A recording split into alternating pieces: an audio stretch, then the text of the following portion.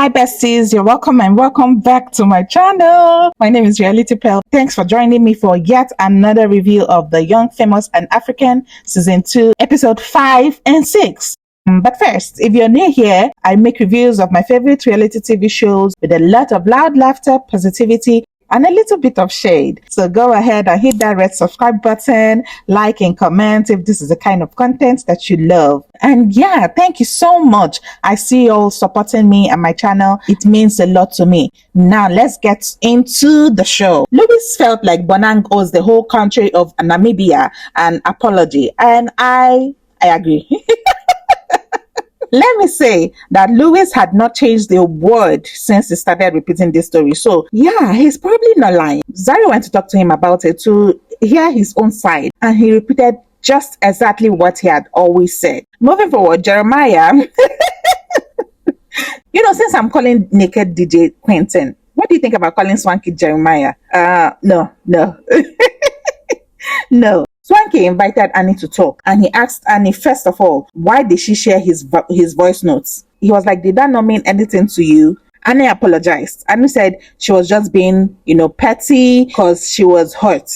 He was like, okay, voice note aside, but you told them that I saw your event ideas. Annie said, I'm not going to go back and forth with you. I've apologized to you. Let's move on. I'm not going to accept this energy from you. Is Annie joking right now? When did she apologize? And even if she did, is that the way you do it? Like, do you just say, sorry, let's move on? Is that the way they do it? Child, I don't know. Annie said the call never happened, that she fired the manager that Swanky was talking about. I don't believe Annie. Like, she must have fired the manager, okay? Good for them, because, why would you put your boss on speaker without first letting them know? So, yeah, the manager was wrong, okay? But Annie is lying through her teeth, shaking her head like an agama lizard. She does shake her head a lot. I don't know, why does she do that? I think they kind of made up, but I don't think it means anything to either of them. Of course, Swanky felt like Annie was not genuine with her apologies and was not going to go forward with her if she didn't apologize genuinely. So Nadia is bent on sharing the dates of Annie's dinner. She said, let me start from the Bonang. I don't know how she said that with a straight face. Louis also told them what happened at Swanky's event, and Kanye was pissed. Okay, she said, so Swanky was there and he let Bonang attack Louis in that manner. Moving forward, Zari is very messy. She enjoys getting some kind of reaction from everyone, especially with Fanta, okay? Quentin invited the whole bunch for this polo event or whatever. Everyone was there except Bonang. Zari was like, Fanta never speaks for herself. The other day, Bonang was her mouthpiece, and now Louis is her mouthpiece. She said this because the others were asking both Fanta and Louis some questions, and Louis was doing most of the answering. So Nadia was like, where is Diamond? Who am I even supposed to ask? Fanta said, oh, Diamond is on tour. Zari said, he's not even on tour. He's in Tanzania. Zari, you could have just overlooked this one, You could have, okay, but you couldn't even help yourself. So I feel like Zari had it coming when Fanta said Diamond told her she wants to have another baby with him. She was really surprised. Why do you want to have more kids with this man? Zari was pissed though. She said Diamond just told you that because he just wants to use you, to get what he wants to get. Fanta was like, he can't even use me. Diamond is not even top 5. Zari is bigger than this. Zari, as the boss lady, I didn't expect you to be trading words with your ex's fling. And you're what? Almost double of her age. Saki invited them to tell them that Bonang will not be a part of the group again. She said she didn't feel welcomed in the group, and then the Louis thing happened. What was she expecting exactly? But I agree with what Kanye said. Maybe she's just used to people catering to her, lying on the floor so she can work on them. So it was difficult to adjust into a setting where everyone is a star. Well, shame. This announcement soon turned into a shouting match when everyone was trying to let Swanky know that his friend acted wrongly towards Louis. But Swanky was not having it. At the end, Louis felt bad. I even felt bad for him. Every time he tried to talk, Swanky would shout him down. Moving on to episode 6, Louis started again with this baby story. Just when I was about to start liking him. Now, he's asking Kanye what she thinks about him and Zari going on this surrogacy journey. What does it even mean? He said maybe Zari might be his egg donor and him her sperm donor. What is this Louis talking about? Like, what is this guy smoking? I can see how he would think that, but why would he voice it out? He was like, Scan, you should advise him. Advise you on what? Moving forward, Andile brought Siba back to, we'll call her Siba, to the Idibians. The way he looks at her and also the way she acts around him, you can tell that, there's a lot of chemistry between these two people. So what is happening? He said in his confessional that there were like unresolved complications with this one. You see, there's something about Andile and the way he's been trying to package to Baba and Annie. I don't get it. Him calling it the Idibia story. Like he's trying to trick my mind to see it as something special, something beautiful. It might be special to two of them, but for all of us, it's not. It's really not. Okay? Quit playing with me, Andile. So moving forward, Kanye met up with Zari and was telling her that, Louis wanted this and that for her to be his egg donor. Zari said she's disappointed that Louis saw her as a baby making machine. That she's not a baby making machine. I mean, you blame the guy. Why? Andile met up with the second baby mama. Wow. Now I know why he's confused.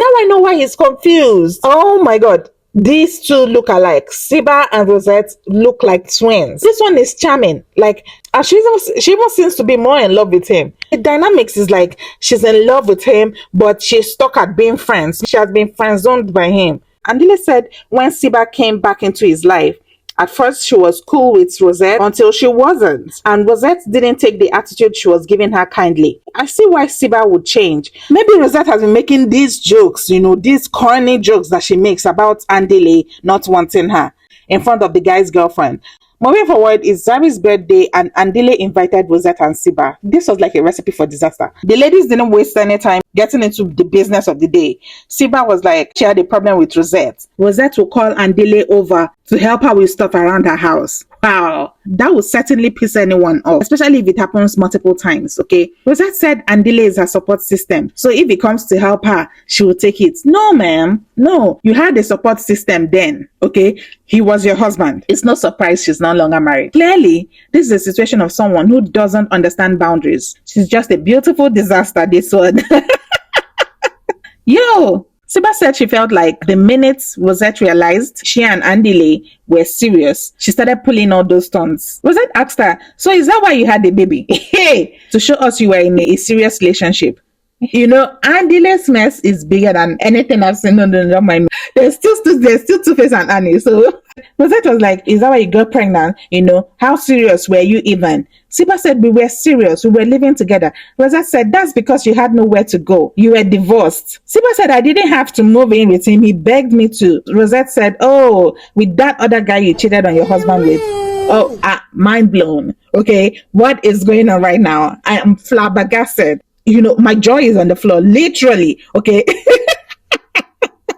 I didn't cheat on my hubby with that guy. You need to get your facts straight.